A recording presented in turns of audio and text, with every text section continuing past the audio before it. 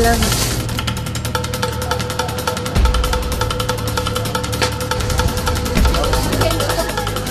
Madilim pa ay sinundo na ng Pinoy Records team ang ating munting bida.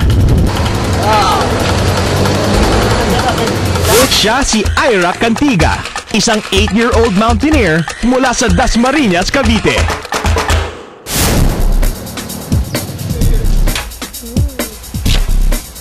Bali, okay na yung permit. Ready na kami umakyat. Ano, ready ka na ba? Po.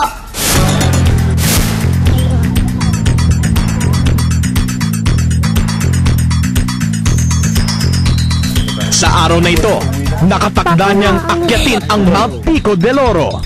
Sa taas na 688 meters above sea level, ang Mount Pico del Oro ang itinuturing na pinakamataas na bundok sa lalawigan ng Cavite.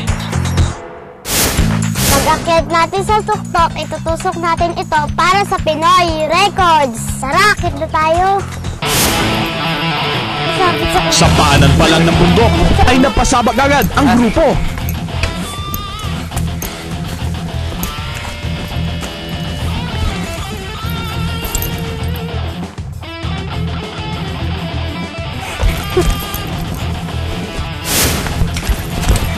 Pero matapos ang halos isang oras, narating agad namin ang Base Camp 1. Tayo muna tayo, ha?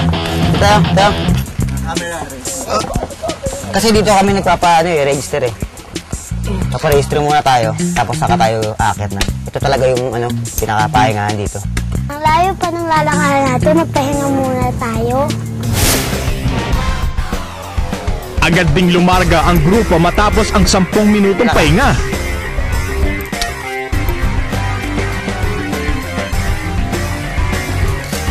Pero makalipas ang isang oras na paglalakad, habol na ng bawat isa ang kanilang hininga. Samantalang ang ating astig na bida, tila hindi napapagod.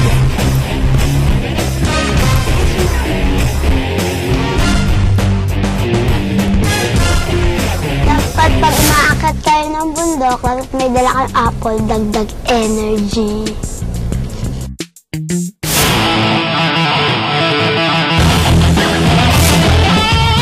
Matapos ang isa pang oras na paglalakad, narating din namin ang Base Camp 2. Pico del Oro, anting oras na lang maakyat na natin yun. Sa sobrang pagod, hindi na napigilan ng iba ang mahiga at makatulog. Samantalang si Ira, nakuha pang pakipagbiruan sa kanyang daddy. Gitna? Hindi, dito tayo. Pagkatapos kumain, agad ding itinuloy ng grupo ang pag-akyat sa summit.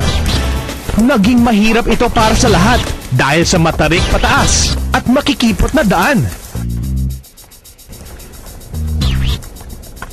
Pero pagdating sa tuktok, Masaya ako dahil nandito na ako sa tuktok ng Pico del Oro. Ang lamig, pero masaya. namangha ang lahat sa ganda ng tanawin, lalo na si Ira. Pag may nakita po akong taong nagtatapon ng basura sa paligid, sasayahin ko po sila para piliin nating malinis ang mga magagandang tanawin at mga kalikasan. Pangarap ko po kasi na makaakyat po ako sa Mount Everest katulad po ni Garduce. At sa sobrang saya, napabonus pa ang ating munting bida. Nag-rappel siya para lang sa Pinoy Records. Kakaiba talaga ang powers mo, Ira. Aabangan namin ang iba pang bundok na iyong aakyatin. Pero sa ngayon, ikaw na ang youngest mountain climber ng Pinoy Records. Ako po si